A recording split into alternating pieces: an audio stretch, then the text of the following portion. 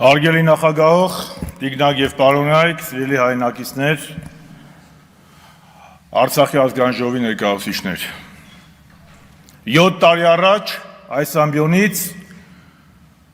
Հայաստանի վարչապետի Արթուր Զբաղեցնող անձը արցախահայերի խոստանում էր անվտանգ ապագա, Արցախի ինքնորոշման իրավունքի ամբողջական իրացում։ 7 տարի անց պետք է արձանագրենք, որ հայկական Արցախ գոյություն չունի։ 7 տարի առաջ վարչապետի պաշտոնը զբաղեցնող անձը Հանրապետության հրապարակում տասնյակ հազարավոր վարչապետերին համոզում էր ու հավաստիացնում էր, որ առանց 3 միլիոն վարչապետի տեղեկացնելու Արցախի խնդրում որևէ լուծման չի գնա։ Սակայն նոյեմբերի 9-ին 20 թվականին ծածուկ, թաքուն, բունկերից կնքեց կապիտուլյացիոն առաջին ակտը։ 7 տարի առաջ մայիսի 9-ին մեր եռատոնին Ստեփանակերտում Հայաստանի վարչապետի Արթուր Զբաղեցնող անձը լրագրողների հարցին ի պատասխան ասում էր. իսկ ով է ասում, որ Արցախը գերտերություն չէ։ Այսօր ասում է Արցախը երբ է եղել հայկական։ Արցախն Ադրբեջան է։ 2019 թվականի օգոստոսին վարչապետի պաշտոնը զբաղեցնող անձը Ստեփանակերտում հայտարարում էր Արցախը Հայաստան է եւ վերջ, այսօր Ալիևից ավելի ջանասիրաբար է ապացուցում, որ Արցախը միշտ եղել է ադրբեջանական։ Պատերազմի ժամանակ, մեզ հետ հանդիպան ժամանակ, հոկտեմբեր 19 2020 թվականին, վարչապետի պաշտոնը զբաղեցնող անձը հայտարարում էր, որ իր սեղանին դրված է Միսկի խմբի համանախագահության երկիր Ռուսաստանի կողմից 5+2 տարբերակը, որով ոչ միայն լղիմ նախկին տարածքներ մնալու հայկական, այլ նաև Քելբաջարը և Լաչինը։ Պատերազմից հետո 21 թվականին վարչապետի պաշտոնը զբաղեցնող անձը իր թիմով ժողովրդի խաբեց և գնում էր ընտրությունների անջատում հանուն փրկության Շուշի և Հադրութի դեօկուպացիայով։ Սակայն 2023 թվականի սեպտեմբերին մատը մատին չտվեց և Արցախում տեղի էր ունենում էթնիկ զտում։ Այստեղ 7 տարի առաջ, երբ որ ընտրվում էր վարչապետ, մեզ հանրապետականներից ասում էր, դե դուք վիզեցուր քաղաքականություն եք վարել, մենք ինքնիշխան քաղաքականություն ենք վարելու։ Ո՞րն է այդ ինքնիշխանը։ Ծնկի գալ Ալիևի ու Էրդողանի առաջ, թե Էրդողանի գիրքը սեղմել կրծքին։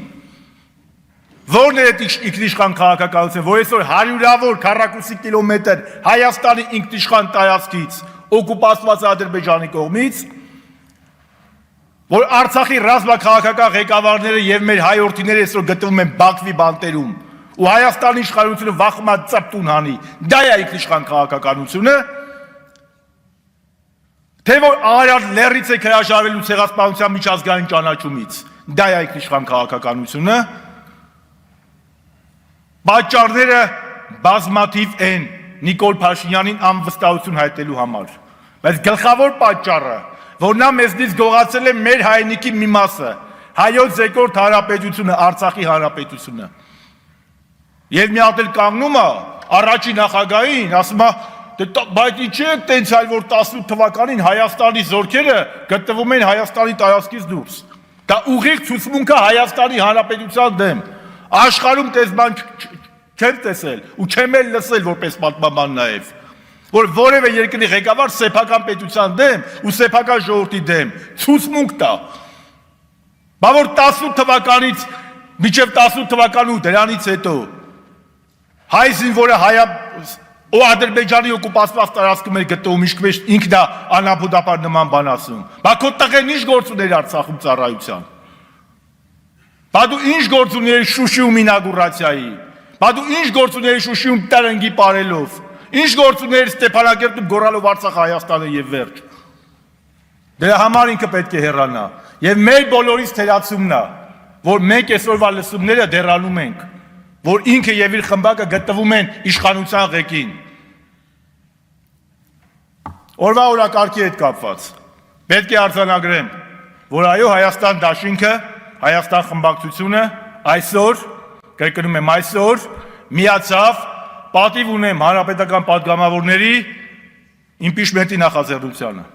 Ինչպես ասում են, լավ է ուշ, քան ավելի ուշ։ Դրանով արձանագրենք մի բան, որ մեր գործընկերների այն մտահոգությունները, որ վարչապետին անվստահություն հայտնելու գործընթացը անլուրջ է, այսօրվանից լրջացավ, եւ որ միտված է իրենց դեմ, իրենք էլ հասկացան, որ նման միտում որևէ մեկս չենք ունեցել, եւ դա ունեցել է մեկ նպատակ, օր առաջ ազատվել այս ազգագործան կապիտուլյանտ իշխանություններից։ Հարգելի բարեկամներ, ինչպես 7 տարի առաջ, այնպես էլ այսօր ելույթս ուզում եմ ավարտել հետևյալ խոսքերով. Եթե ոմանց պետք են ուժեղ ցնցումներ, մեզ պետք է ուժեղ ազգային եւ ժողովրդավարական Հայաստան։ Ինչպես ասում են հին Հռոմում, Կարթագենը պետք է կործանվի։ Այո, քաղաքական իմաստով նիկոլական Կարթագենը պետք է օր առաջ կործանվի, քաղաքական իմաստով։ Եվ հայ ժողովուրդը պետք է իր մեջ ուժ գտնի, որպեսզի նժդեհյա խոսքերը լինեն իրական։ Պիտ ապրի հայ ժողովուրդը, պիտ ապրի, քանի որ այդպես է որոշել ինքը։ Շնորհակալ եմ։